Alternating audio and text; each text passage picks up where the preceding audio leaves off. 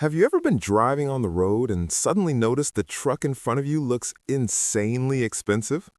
I'm talking about the kind of truck with shiny chrome everywhere, huge tires, luxury leather seats, and a price tag that could easily compete with the cost of a small house. And then a strange thought hits you. How can the person driving that truck actually afford it? Because the truth is, there's a good chance that person might not even earn more money than you do. So what's really going on here? How are everyday people somehow managing to pay for vehicles that cost $60,000, $70,000, or even more? Hi, my name is Nick, and I spend way too much time thinking about money and the strange financial choices people make. If you've ever looked at your neighbor's brand new truck while hearing them complain about grocery prices, make sure to subscribe and hit the like button if this video helps clear up the mystery. Now, before we talk about how people manage these massive payments, we need to understand just how big these numbers have become. Because the reality is honestly shocking. Not long ago, a typical car payment was a few $100s. Today, the average monthly payment for a new car in the United States is now over $700. And that's not for luxury cars, that's the average. When you start looking at trucks and SUVs, which have become extremely popular, the numbers climb even higher. Payments of $900 or even $1,200 per month are becoming more common. Imagine paying over $1,000 every single month for transportation. And many people are committing to these payments for 6, 7, or even 8 years. Over time, that adds up to more than $80,000 paid for a single vehicle. And that's before we even include insurance, fuel, or maintenance. Now, you might think the reason for this is simple. Maybe people are just earning much more money now. But that's not really the case. Yes, incomes have increased slightly, but not nearly enough to justify these kinds of car payments using traditional financial advice. So how are people still managing to buy these expensive vehicles? The answer comes down to several changes in the way cars are financed today. And unfortunately, most of these changes don't benefit the buyer. Let's start with one of the biggest factors: longer loan terms. Years ago, car loans usually lasted 3 or 4 years. Today, loans lasting 6, 7, or even 8 years have become very common. Some lenders are even offering 10-year car loans, which sounds more like a mortgage than a vehicle loan. The reason this works is simple. When the loan term gets longer, the monthly payment becomes smaller. For example, a $60,000 truck might require a $1,500 monthly payment over 4 years. But stretch that loan out to 8 years, and suddenly the payment drops to around $900. That number feels more manageable, so buyers focus on the monthly payment instead of the total cost. But this is where the hidden cost appears, because stretching the loan increases the total amount paid. That same vehicle could end up costing tens of thousands of dollars more by the time the loan ends. And there's another problem. Cars lose value quickly. After just a few years, the vehicle may be worth far less than the remaining loan balance.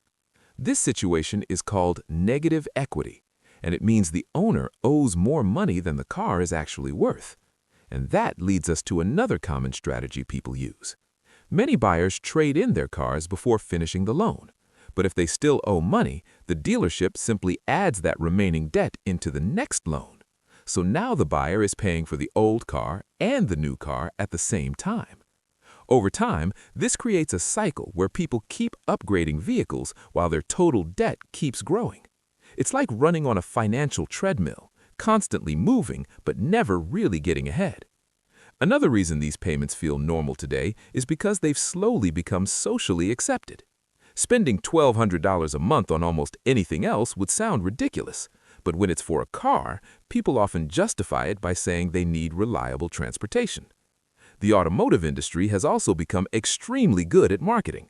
Car commercials don't just sell vehicles anymore. They sell a lifestyle. That rugged truck climbing mountains in the advertisement isn't really about transportation. It's about selling the image of success, independence, and adventure. And when people start associating their vehicle with their identity, it becomes much easier to justify spending far more than they should.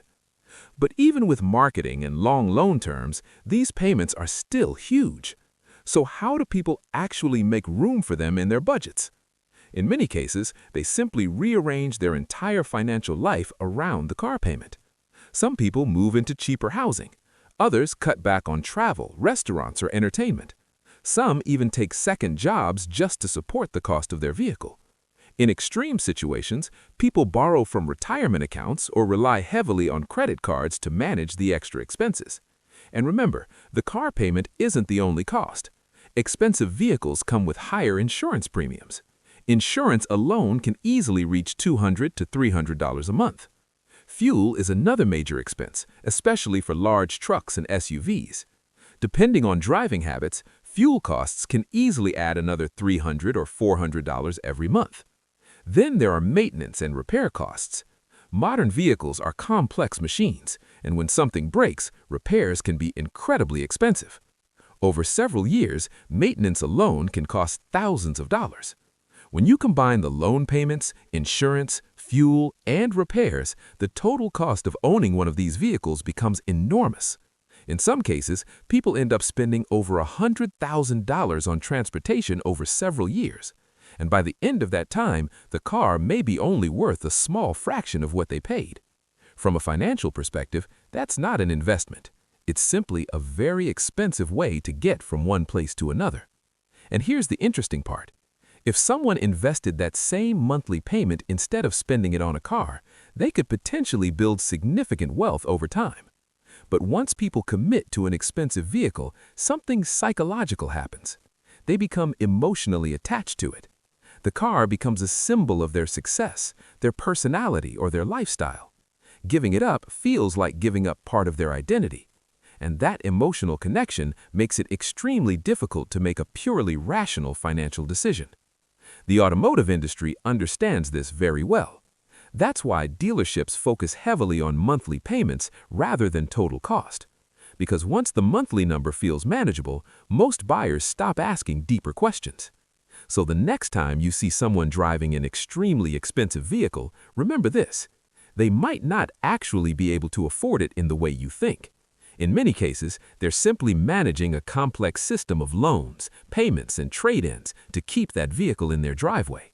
And sometimes, the person driving the older, reliable used car might actually be the one making the smarter financial decision.